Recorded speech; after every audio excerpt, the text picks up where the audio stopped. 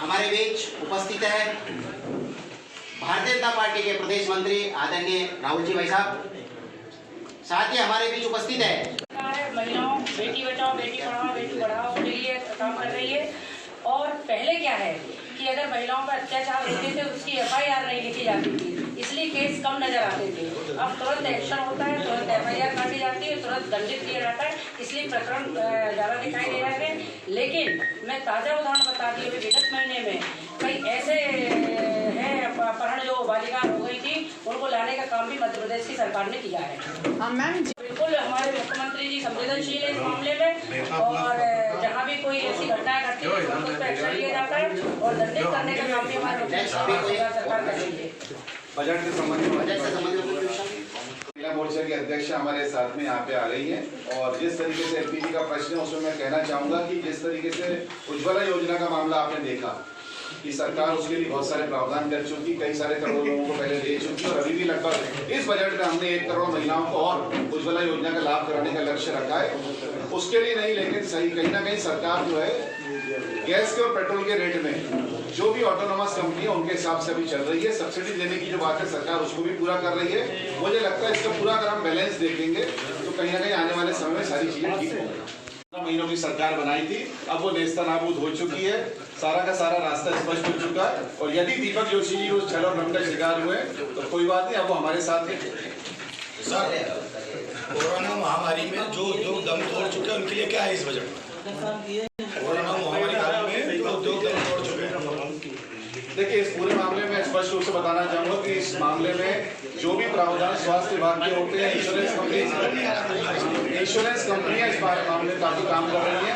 सरकार ने insurance company को हिदायत दे के रखी है कि ऐसे कोरोना के कोविड के जो केसेस हैं उनका निपटारा शीघ्र करना होगा।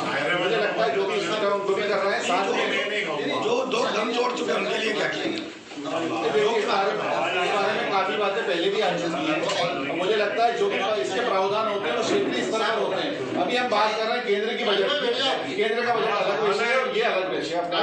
जो बजट तो राज्य स्तर पर ही रहना होगा। एक आगे बारे में स्पष्ट रूप से पहले भी जब आई है, तो जो भारत का स्किल डेवलपमेंट प्रोग्राम है उसको लागू करने के पीछे हमारी सोच ही यहाँ है कि जो हमारे यहाँ के लोकल लोग हैं वो जब तक इस मामले के लिए अधिकृत नहीं हो पाएंगे, जब तक प्रशिक्षित नहीं हो पाएंगे, तो यहाँ के जो लोकल उद्योग, जो बड़े लोग यहाँ पे आके उद्योग लगाते हैं, उनके लिए भी वो अपने आप में लाभान्वित करने की स्थिति में नहीं होंगे। स्किल डेवलपमेंट के मामले में हम जितना अच्छा काम करेंगे, कौशल उन्नयन के मामले में करेंगे।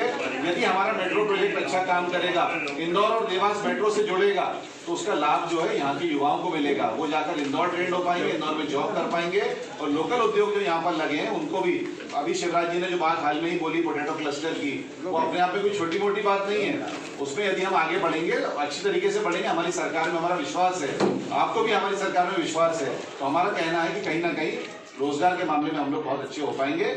आने वाले समय में सबका प्रयास मिलकर होगा तो हम बहुत आगे जाएंगे।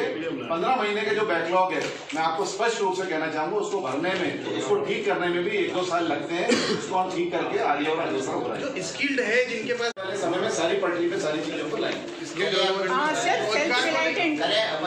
सेल्फ रिलायटेंट का बजट जो आप लोगों ने निकाला है उसमें आम आदमी के लिए कोई स्पेशल प्रोविजंस नहीं है। अगर आप आम आदमी की नज़र से देखेंगे तो उन लोगों के लिए कोई फैसिलिटी स्पेशल प्रोवाइड नहीं की है बजट में। देखिए बड़ा आश्चर्य होता है जब इस तरह की बातचीत करें, आम आदमी के लिए कोई प्रावधान नहीं है। मैं पूरे बजट को बहुत बारीकी से अध्ययन कर चुका हूँ और अभी रास्ते में मैंने 2 घंटे और अध्ययन किया है, क्योंकि आप जैसे लब्ध प्रतिष्ठित लोग, मैं देवास में पहले ही प्रेस कॉन्फ्रेंस करने आ चुका हूँ और मुझे मालूम है कि आपके शब्दों के बाण आते हैं, इसलिए मैंने बहुत व्यवस्थित तरीके से जो भी सारी योजनाएं इस पूरे बजट में है, उसमें से ज्यादातर योजनाओं में हम इलाज कराने की बात करें, हम किसानों की बात करें, हम अन्य व्यवस्थाओं की बात करें, सबका लाभ जो है आम आदमी के लिए बराबर से बांटा जा रहा है। इसमें अगर हम ये बात करें कि आम आदमी के लिए नहीं है, तो मुझे लगता है ये ठीक नहीं होगा। कोई भी फैसिलिटी सरकार चालू करती है वो सबका साथ, सबका विकास और सबका विश्वास के आधार पर करती है, और उसका लाभ निश्चित रूप से सबको मिलेगा। आम जनता को इस बात का ध्यान रखना चाहिए कि पहली बात तो जो टैक्स का स्लैब नहीं बढ़ाया गया है, इतनी अर्थव्यवस्था की दिक्कतों के बावजूद भी, और हमारा शेयर मार्केट जो आज हम पूरे वैश्विक स्तर पर देखते हैं तो आज भी दहाड़े मारकर दौड़ लगा रहा है, उसका भी हम सबको ध्यान रखना चाहिए। हाँ सर, कोई 2 पॉइंट संचार 743 करोड़ रुपए का प्रावधान किया गया है।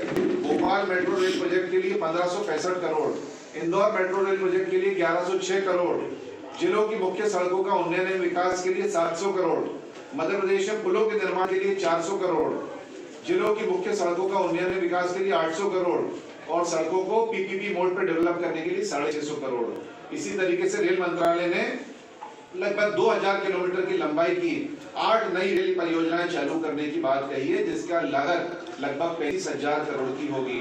आप सबको जानकारी है कि बुधनी से लेकर इंदौर तक जो नई लाइन जा रही है उसमें देवास जिले भी जो है साथ में आ रहा है। जो पिछली बार घोषणा थी उसमें भी काम चालू हो चुका है और 2 कंपनियां उसमें पहले से काम कर रही हैं। 1412 किलोमीटर के 5 रेल परियोजनाओं में गेज परिवर्तन का कार्य सुचारू रूप से किया जाएगा। 27 रेलवे लाइनों का दोहरीकरण का काम लगभग 3368 किलोमीटर का 36,000 करोड़ में किया जाएगा। लगभग मध्य प्रदेश को ही 80 से 90,000 करोड़ की राशि रेलवे के द्वारा दी जा रही है।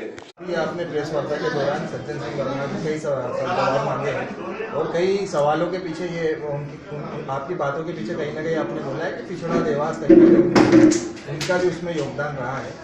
तो क्या बोलते हैं आप, सज्जन वर्मा की वजह से ही देवास पिछड़ा रहा है? देखिए, पहली बात तो बहुत स्पष्ट है कि मैंने कभी देवास को पिछड़ा नहीं बोला। देवास को पिछड़ा बोलने का काम आप लोग कर रहे हैं। देवास हमारे हिसाब से बहुत प्रमुख और अग्रणी जिला इस मध्य प्रदेश का है और उसको और ज्यादा अग्रणी बनाने के लिए हम लोग भरसक प्रयास कर रहे हैं। सज्जन सिंह वर्मा जी चूंकि इस जिले से हैं, इस जिले में उन्होंने विकास के लिए कौन सा मॉडल बनाया उनको जवाब देना चाहिए।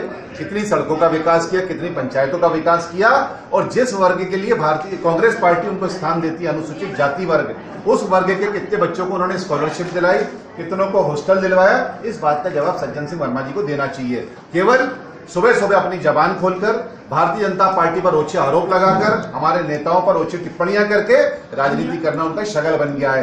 पूरी तरीके से वैमनस्य की राजनीति वो करते हैं और अपने आप को कांग्रेस के स्थापित नेता बनाने का प्रयास करते हैं।